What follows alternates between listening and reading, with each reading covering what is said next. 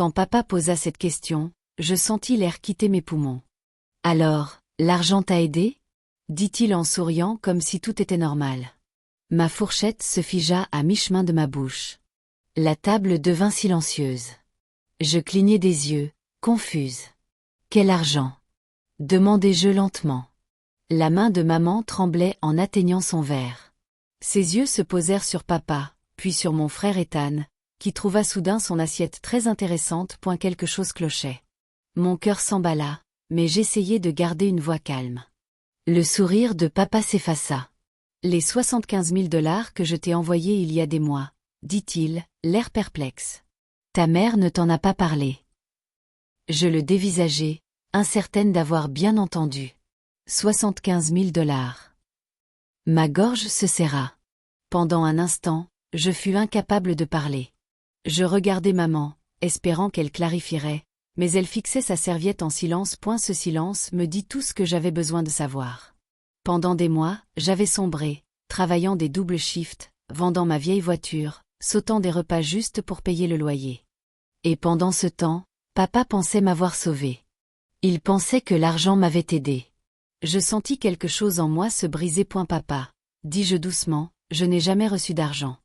Il cligna des yeux, incrédule. Ça ne peut pas être vrai. Je l'ai transféré sur le compte de ta mère comme convenu. Elle a dit qu'elle te l'enverrait le jour même.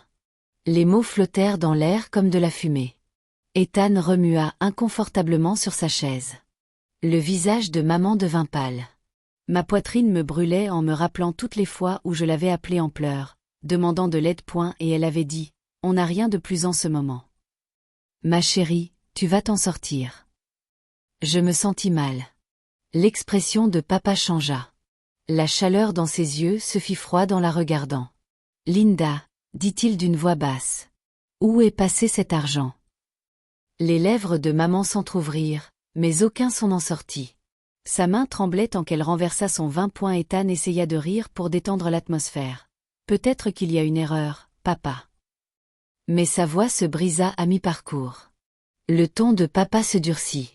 Ethan, tu sais quelque chose là-dessus? Ethan se figea. Ses yeux se posèrent sur maman, la suppliant silencieusement de dire quelque chose. Ce fut suffisant. Papa s'adossa, les regardant tous les deux comme s'ils voyaient des étrangers. Je restais là, l'estomac noué, réalisant à quel point leur mensonge était profond. Maman parla enfin, la voix tremblante. Ce n'est pas ce que tu crois, Robert. J'essayais juste d'aider l'entreprise d'Ethan. Il en avait plus besoin à ce moment-là. La pièce devint morte silencieuse. Le visage de papa vira au rouge. Tu as volé à ta fille, dit-il, la voix tremblante de colère. Je restais là, choqué, fixant les gens que j'appelais autrefois ma famille.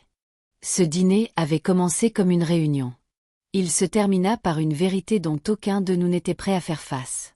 Après avoir perdu mon emploi, tout dans ma vie commença à s'effondrer. J'avais travaillé dans cette agence de marketing pendant presque 5 ans. Mais un matin, j'arrivai et on m'annonça que l'entreprise réduisait ses coûts. Je vidai mon bureau, souris à travers mes larmes, et me dis que je trouverais vite autre chose. Mais ce « vite » n'arriva jamais. Des mois passèrent, et les factures ne s'arrêtèrent pas. J'essayais de rester positive au début. Je mis à jour mon CV, envoyai des dizaines de candidatures, et passai des entretiens qui ne menaient nulle part. Mes économies disparurent plus vite que prévu. Je vendis ma voiture juste pour garder mon appartement et acheter des courses. Quand cet argent fut épuisé, je commençai des petits boulots aléatoires, babysitting, livraison de courses, tout ce qui payait un peu. Je me souviens d'avoir appelé mes parents une nuit après un autre refus. Je leur dis que je galérais, et maman répondit « On aimerait bien t'aider, ma chérie, mais on est serré en ce moment. Ton père a des factures médicales et tu sais comment est le marché. » Elle semblait si convaincante que je ne posais pas de questions. Je la crus. Je l'avais toujours fait. Papa appelait parfois pour prendre des nouvelles, demandant si j'allais bien. Il donnait des conseils, me disait de persévérer, et assurait que ça irait mieux. Sa voix portait toujours une chaleur qui me rappelait à quel point il avait été soutenant toute ma vie. C'est pourquoi je n'imaginais jamais qu'il pourrait me cacher quelque chose. Il y eut des nuits où je restais dans le noir, enveloppé dans une couverture, mangeant des nouilles instantanées parce que je ne pouvais pas me payer de vrais repas. Mon proprio menaça d'expulsion 2 fois, et je payais de justesse avec de l'argent emprunté. Ma fierté en prit un coup chaque jour, mais je me disais que c'était temporaire, que ma famille m'aimait, et que cet amour suffisait. Parfois, j'entendais mon frère Ethan se vanter de ses galères avec sa petite entreprise. Il semblait toujours s'en sortir. Nouveaux vêtements, nouveaux camions, dîner cher. Je supposais qu'il avait juste de la chance ou qu'il gérait mieux son argent. Maman disait, Ethan a une famille à charge. Toi, tu es célibataire. Tu t'en sortiras. J'essayais de laisser couler, mais ça faisait mal. Je ne savais pas ça. Des mois plus tôt, papa avait envoyé 75 000 $ à maman pour me les donner. Il pensait me sauver. Pendant ce temps, je comptais mes pièces pour l'essence. Je pleurais seule dans mon appartement, pensant que mes parents n'avaient rien à donner. En y repensant maintenant, je n'arrive pas à croire à quel point j'étais aveugle.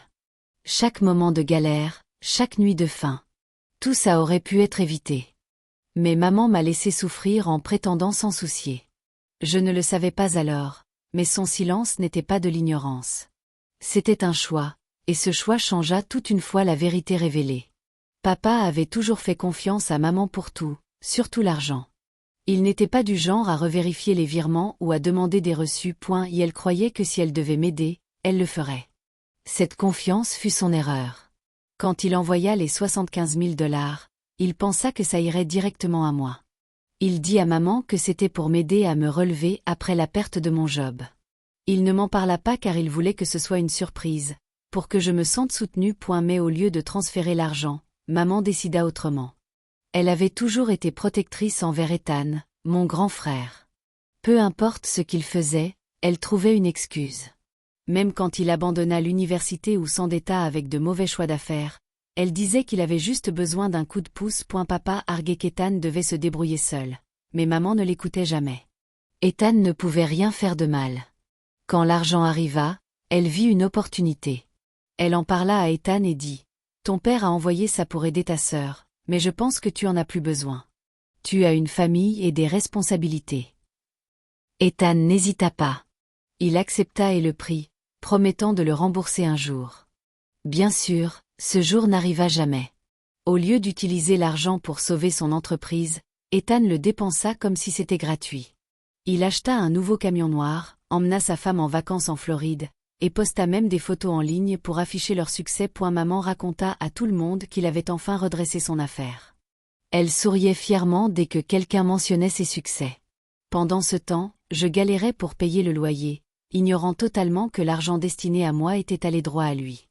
Maman ne dit jamais un mot. Quand papa demandait de mes nouvelles, elle lui disait « Elle va bien ». L'argent l'a beaucoup aidée. Elle veillait à ce que l'histoire semble crédible et papa ne la questionna jamais. Ce qui fait le plus mal, ce n'est pas juste qu'elle ait pris l'argent. C'est qu'elle m'ait regardé m'effondrer sans broncher. J'appelais en pleurs, lui disant que je n'arrivais plus à payer les factures. Elle répondait avec une fausse compassion et me disait d'être patiente. Tout en sachant que mon frère roulait en nouveau camion acheté avec l'argent censé me sauver. Ce n'était pas juste un mensonge. C'était une trahison profonde. Elle choisit un enfant sur l'autre, non par amour, mais par habitude. Elle avait toujours favorisé Ethan, mais cette fois, elle franchit une ligne que je ne pourrai jamais pardonner. Quand la vérité éclata au dîner plus tard, ce n'était pas juste à propos de l'argent. C'était à propos de chaque mensonge qui avait construit l'illusion d'une famille qui n'avait jamais vraiment existé. Maman ne m'a pas juste volé. Elle a détruit la confiance qui nous unissait. Cela faisait des mois que je n'avais pas dîné avec mes parents. Les choses étaient distantes depuis un moment. Après avoir perdu mon job et galéré, je ne venais plus beaucoup. Je ne voulais pas qu'il voie à quel point c'était dur. Puis, du jour au lendemain, papa appela un jeudi soir. Sa voix était chaleureuse et pleine d'énergie. « Salut, ma puce, dit-il. Et si on dînait dimanche?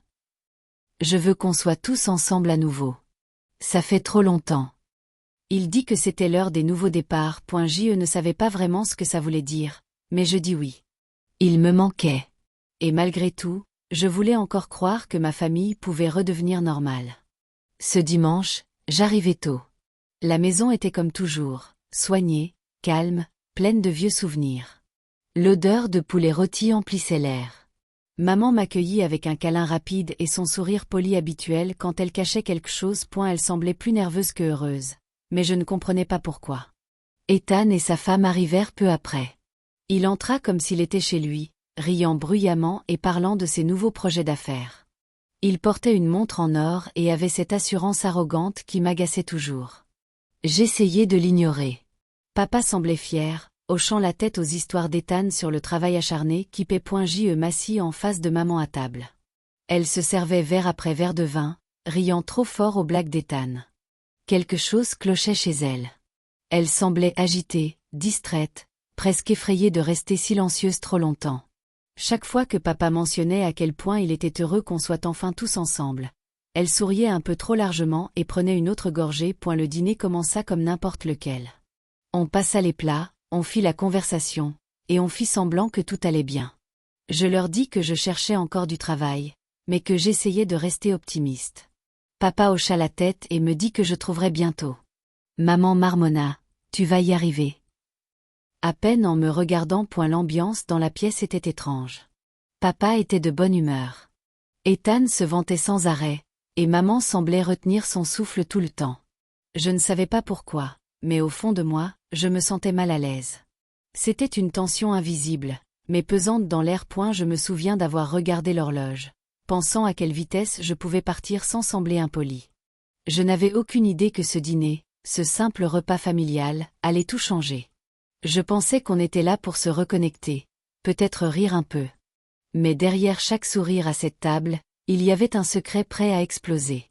Et avant la fin de la soirée, il explosa. Le dîner se déroulait bien jusqu'à cette question qui changea tout. On avait presque fini de manger quand papa se pencha vers moi, souriant fier comme un homme qui a fait le bien. La pièce était remplie de rires, de fourchettes raclant les assiettes, et d'Ethan parlant de son prochain voyage d'affaires. J'étais fatiguée, mais contente. Pendant une brève seconde, ça ressemblait presque à une famille. Puis papa parla. « Alors, l'argent que je t'ai envoyé t'a aidé à te relever. » Sa voix semblait normale au début, mais ses mots n'avaient pas de sens. J'arrêtai de mâcher et levai les yeux. « Quel argent ?» demandai-je. Ma voix était calme, mais mon cœur battait plus vite. Les rires s'arrêtèrent net. Ethan se figea la bouche pleine.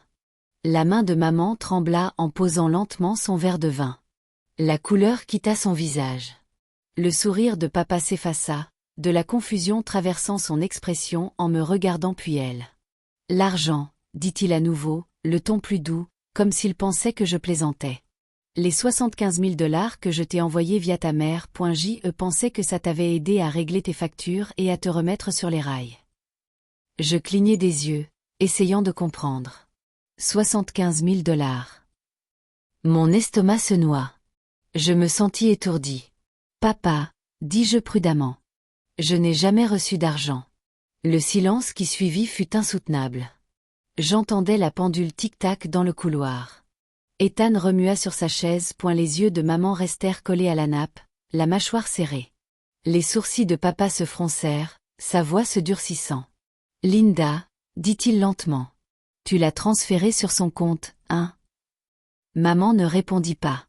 Elle resta là, agrippant le bord de la table comme pour se stabiliser.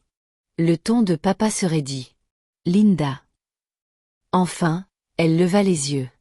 Ses lèvres bougèrent, mais aucun son n'en sortit. J.E. voyait la panique dans ses yeux. Ethan tendit la main vers son verre d'eau mais en renversa. Ses mains tremblaient. « Qu'est-ce qui se passe ?» demandai-je, la voix se brisant un peu. Je les regardai tour à tour, espérant que quelqu'un dise que c'était une erreur, un malentendu. Mais ce n'était pas le cas. Papa se redressa sur sa chaise, la chaleur disparut de son visage. « J'ai envoyé cet argent il y a 6 mois, » dit-il lentement, fixant maman. « Tu m'as dit que tu l'avais envoyé tout de suite. » Maman déglutit, jetant un regard à Ethan qui évitait ses yeux. « Robert, » murmura-t-elle. « On peut en parler plus tard. »« Non, » dit-il sèchement. « On en parle maintenant. » La pièce sembla rétrécir à chaque seconde. Mes mains étaient froides, ma poitrine serrée. Je sentais la vérité flotter dans l'air, attendant d'être dite. Ethan ne me regardait pas. Maman tremblait. Et papa. Papa ressemblait à un homme réalisant qu'il avait été trahi par ceux en qui il avait le plus confiance. C'est alors que je sus que quel que soit le secret qu'il cachait, il allait éclater. Et notre famille ne serait plus jamais la même après ce moment. Le visage de papa changea d'une façon que je n'avais jamais vue. Au début, il semblait confus, comme s'il voulait donner à maman le bénéfice du doute. Mais plus elle restait silencieuse, plus cette confusion se transforma en autre chose, de la colère. Sa voix baissa, presque tremblante. « Linda, dis-moi exactement ce qui est arrivé à cet argent. » Maman força un sourire nerveux. « Robert, je pense qu'il y a eu un mélange, dit-elle vite. Peut-être que le virement n'a pas été fait correctement. Je vérifierai demain. » Papa la coupa. « Ne me mens pas, dit-il sèchement. Je ne suis pas stupide. J'ai le reçu. » Il sortit son téléphone de sa poche, faisant défiler son appli bancaire avec des mains tremblantes. J.E. voyait l'écran briller dans ses lunettes. Après quelques secondes, il trouva ce qu'il cherchait et tourna le téléphone vers elle. « Tiens, dit-il, la voix pleine d'incrédulité. Je l'ai envoyé sur ton compte le 12 mars. Tu as dit que tu l'avais transféré à Alyssa le jour même. » Je me penchai et le vis clairement. 75 000 $. Mon nom dans les notes et le compte de maman comme destinataire. Mon estomac se noua. L'air était lourd. Le visage de maman pâlit. Elle ne regarda même pas l'écran. « Robert, s'il te plaît, murmura-t-elle. Ce n'est pas ce que tu crois. » Mais je voyais déjà la vérité sur son visage. Ethan remua sur sa chaise, évitant tous les regards. La montre en or à son poignet capta la lumière des bougies. Pendant une seconde, je ne pus en détacher les yeux. Ma poitrine se serra. Cette montre, dont il s'était vanté comme récompense de son succès en affaires, semblait soudain différente. Elle semblait être une preuve. Papa le remarqua aussi. Ses yeux se plissèrent. « Cette montre, dit-il en pointant Ethan. Tu l'as achetée vers mars, non ? » Ethan se figea. Il ouvrit la bouche, puis la referma. Maman parla enfin, la voix tremblante. « Robert, s'il te plaît, ne fais pas ça devant tout le monde. Alors dis-moi la vérité. » La voix de papa était tranchante maintenant.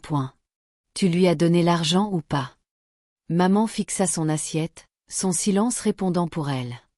Je restai là, à peine respirant. Mon esprit remonta aux mois de galère, longues heures de travail, vente de ma voiture, me demandant pourquoi mes parents ne tenaient pas assez à moi pour aider. Et pendant tout ce temps, l'argent était dans les mains de ma mère, ou pire, chez Ethan. Papa frappa la table du plat de la main, faisant teinter les verres. « Tu m'as menti, Linda, » dit-il doucement, la voix pleine de douleur. « Tu nous as menti à tous les deux. » Personne ne parla après ça. Les bougies vacillèrent, projetant des ombres sur des visages soudain inconnus. Je regardai maman, puis Ethan, et pour la première fois, je réalisai que je ne dînais plus avec ma famille. Je dînais avec des étrangers qui m'avaient trahi. Papa se tourna vers Ethan, la voix froide et ferme. « Tu étais au courant ? » demanda-t-il. Le visage d'Ethan pâlit.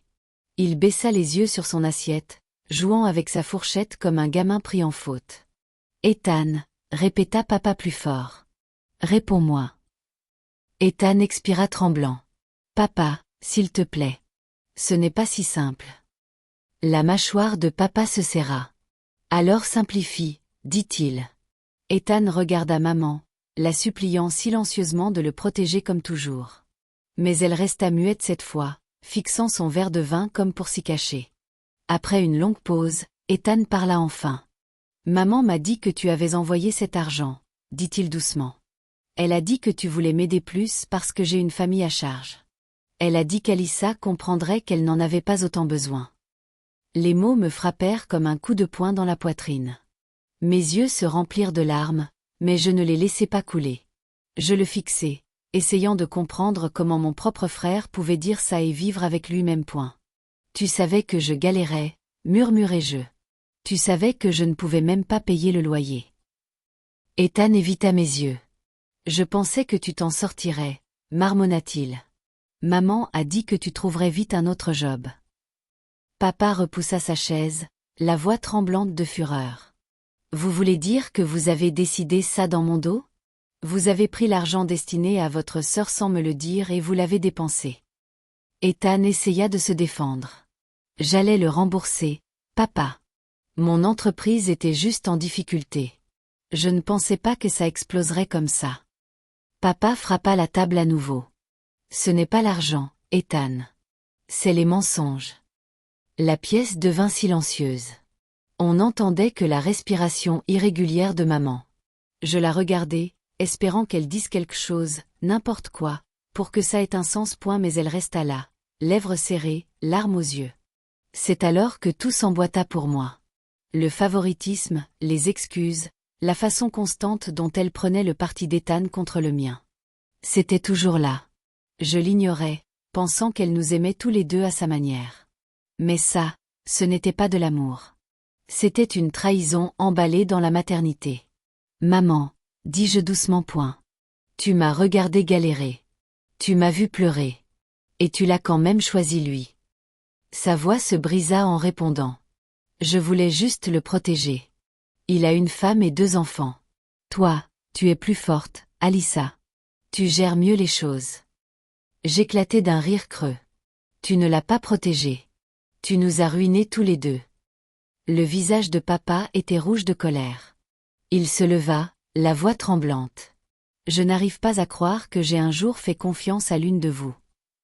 Cette nuit-là, la vérité se répandit sur la table du dîner comme du verre brisé, coupant tous ceux qui avaient essayé de la cacher. Et en regardant les gens que j'aimais s'effondrer, je réalisais que certaines familles ne sont pas détruites par des étrangers. Elles le sont de l'intérieur. Papa perdit complètement les pédales. L'homme calme et patient que j'avais connu toute ma vie avait disparu. Sa voix monta, tremblante d'un mélange de colère et de chagrin. Toutes ces années, cria-t-il en pointant maman. Je t'ai fait confiance pour tout, chaque chèque, chaque décision, chaque plan. Et c'est ce que tu faisais dans mon dos. Maman essaya de parler, mais il ne la laissa pas. Tais-toi, aboya-t-il. J'en ai marre de tes excuses. Ses yeux étaient pleins de douleur, mais sa voix portait des années de frustration qu'il n'avait jamais libérées. Tu m'as manipulée, Linda. Je le vois maintenant. Les comptes secrets, l'argent manquant, les histoires qui n'avaient pas de sens. Tu mens depuis des années. Les lèvres de maman tremblèrent. Robert, s'il te plaît. Tu ne comprends pas. Si, je comprends parfaitement, coupa-t-il. Tu favorises Ethan depuis le jour de leur naissance. Tu as toujours trouvé des excuses pour lui. Toujours fait sentir à Alyssa qu'elle devait mériter ton amour pendant qu'il l'avait gratis. Ethan intervint alors, sur la défensive. Papa, arrête de lui parler comme ça. Elle essayait juste d'aider. Papa se tourna vers lui, les yeux flamboyants. Aider ? Elle a volé à ta sœur pour te tirer d'affaire. Elle t'a transformé en homme égoïste qui pense que mentir est acceptable. Il pointa la porte. Toi aussi, tu peux partir. Tous les deux. La pièce devint complètement silencieuse. Ethan le fixa comme s'il n'en croyait pas ses oreilles. Tu nous mets dehors ? Demanda-t-il, la voix se brisant. Oui, dit papa fermement. Vous avez franchi une ligne qui ne peut pas être réparée ce soir. Maman se leva, des larmes coulant sur son visage. Robert, c'est ta famille, cria-t-elle. Non, dit-il, la voix basse mais ferme. C'était un mensonge prétendant être une famille. Je restais figé, des larmes coulant sur mes joues. Ça semblait irréel de voir mes parents, des gens que je pensais toujours unis, s'effondrer comme ça. Ethan essaya une dernière fois d'argumenter, disant que papa exagérait, mais le ton de papa resta tranchant. Dehors, dit-il en pointant la porte d'entrée. Avant que je dise quelque chose que je ne pourrais pas retirer. Maman me regarda avant de partir. Ses yeux étaient rouges, pleins d'un mélange de culpabilité et de honte. Mais je ne dis rien. Je ne pouvais pas. Il n'y avait plus rien à dire. Elle attrapa son sac et sortit en trombe, Ethan sur ses talons, claquant la porte en partant. Le bruit résonna dans la maison. Puis il n'y eut plus que le silence. Papa s'affaissa sur sa chaise, se frottant le visage des 2 mains. Je l'entendis murmurer, « Comment a-t-elle pu faire ça ?» Je m'assis en face de lui, les larmes coulant encore. La vérité était enfin sortie, et tout ce qui avait été caché pendant des années était maintenant exposé. Mais au lieu de soulagement, je me sentis vide. La famille que je pensais avoir été partie, remplacée par une vérité qui faisait plus mal que n'importe quel mensonge. Une semaine plus tard, on frappa à la porte de mon appartement. Quand j'ouvris, papa était là, tenant une petite enveloppe. Et elle semblait fatiguée, plus vieux d'une certaine façon, mais plus calme que jamais. « Je te devais ça », dit-il doucement en me l'attendant. À l'intérieur, il y avait un chèque, le montant total qu'il avait essayé d'envoyer des mois plus tôt. Je le fixai, incapable de parler. « Papa, tu n'étais pas obligé. »« Si », m'interrompit-il gentiment. « C'était pour toi, pas pour EUX.ET, je dois réparer ça. » Il s'assit sur mon canapé, prenant une profonde inspiration.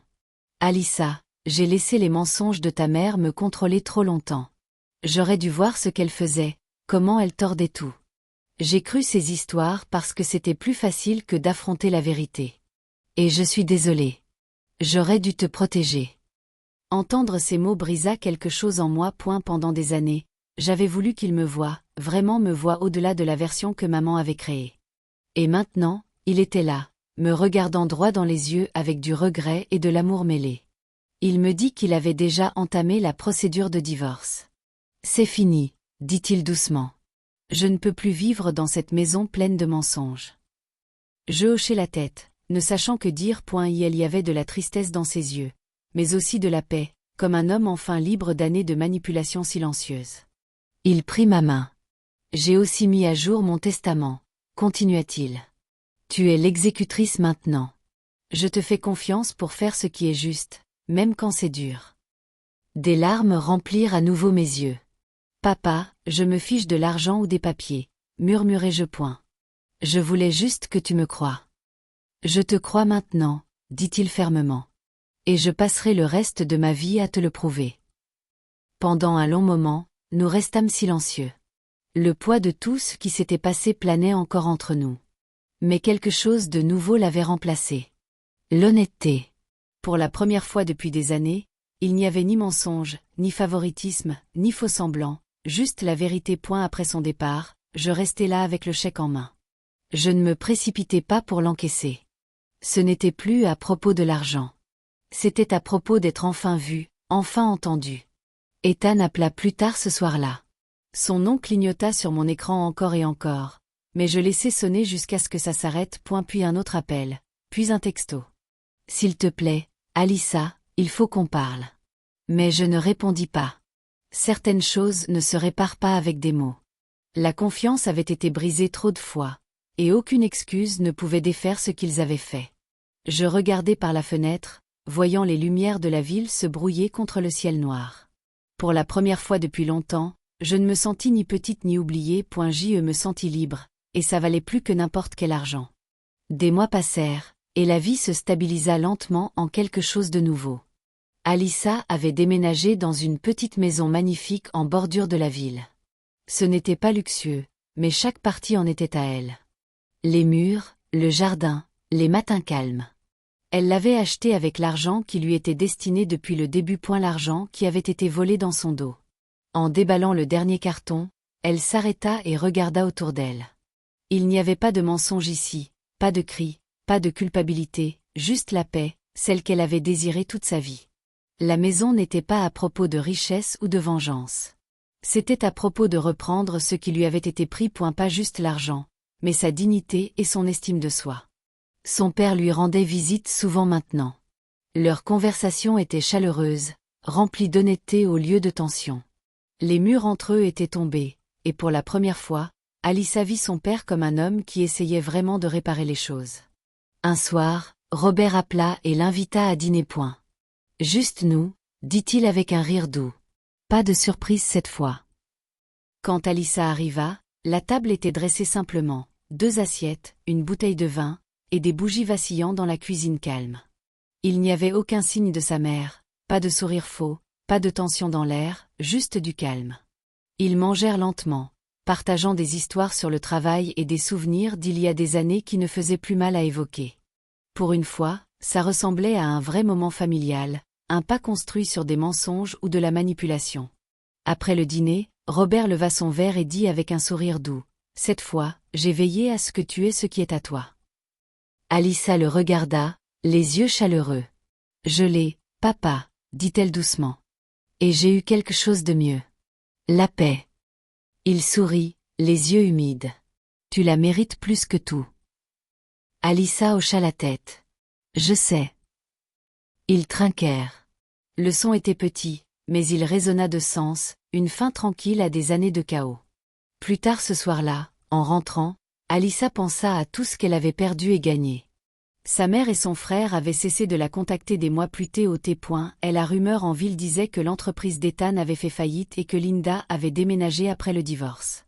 Alissa ne les plaignait pas, non par haine, mais parce qu'ils avaient bâti leur vie sur des mensonges. Et les mensonges s'effondrent toujours.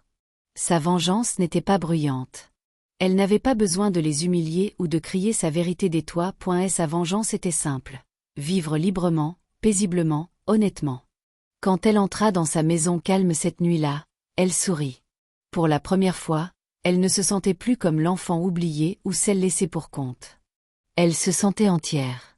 Ils avaient essayé de lui voler sa chance de bonheur, mais à la fin, Alissa gagna pas en les combattant, mais en vivant la vie qu'il pensait qu'elle n'aurait jamais.